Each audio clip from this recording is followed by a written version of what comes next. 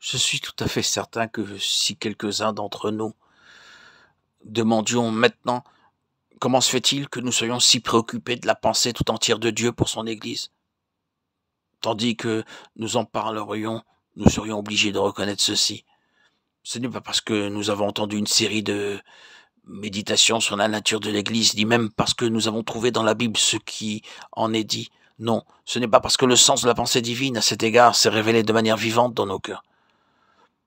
C'est une action de l'Esprit et nous avons à rester fermes au milieu de beaucoup d'adversités suffisantes, d'opposition suffisante, de méfiance suffisante pour éteindre tout ce qui aurait été moindre que quelque chose venu de Dieu.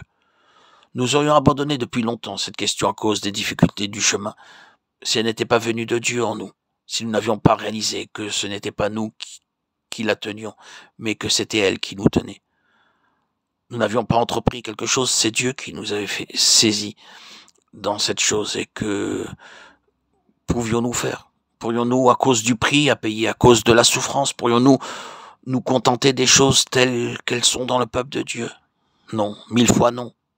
Il nous faut continuer. Je crois, bien-aimé, que c'est là l'esprit de fils, l'esprit du service. Plus l'œuvre de Dieu est profonde en nous, plus nous souffrirons pour l'Église. Et moins nous pourrons être satisfaits des choses telles qu'elles sont parmi le peuple de Dieu. C'est ainsi que Rachel est le résultat de la souffrance de l'esprit. Mais ensuite, Rachel ne peut pas voir ce qui est possible à Léa. Pour Léa, la famille fut une chose tout à fait spontanée et facile. Mais il en fut tout autrement pour Rachel. Quel désappointement après tout. Pour parler naturellement, aucun fruit n'est possible. Mais nous trouvons ici la merveille de la souveraineté de Dieu.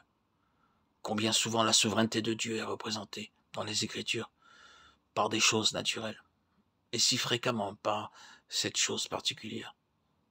Nous la retrouvons avec Sarah, avec Anne et avec d'autres. Et ici avec Rachel. Oui, Rachel aura des enfants pour finir. Mais ils seront le résultat d'une intervention divine. Ils seront de Dieu dans un sens spécial. Le résultat d'un acte de Dieu. Nous voyons combien Dieu s'en tient strictement à ses principes. Ce service réel, le service réel du Fils, ne peut jamais porter de fruits selon la nature. La vie naturelle ne peut produire aucun fruit spirituel, aucun fruit pour Dieu. Ce n'est que ce qui vient de Dieu qui est un fruit spirituel.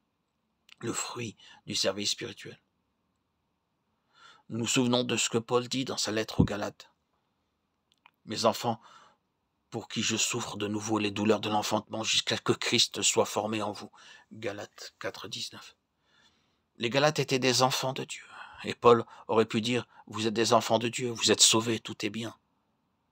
Je regrette qu'il y ait ces choses malheureuses qui ternissent notre marche. Je préférerais qu'elles n'y soient pas. Mais vous appartenez cependant au Seigneur et tout est bien ainsi. Oh non, ce serait trop semblable à Léa, c'est trop facile. Il faut quelque chose de plus.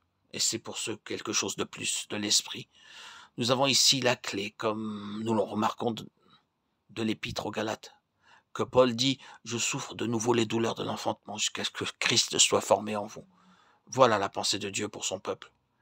Et nous trouverons Paul, ce grand Israélite, dans le sens le plus plein, le plus haut, dire encore « Je me réjouis maintenant des souffrances même que j'endure pour vous, et j'achève dans ma propre chair ce qui manque aux douleurs de Christ pour son corps, qui est l'Église. » Colossiens 1, 24. C'est le service, c'est l'état de fils. Ces souffrances en moi pour son Église.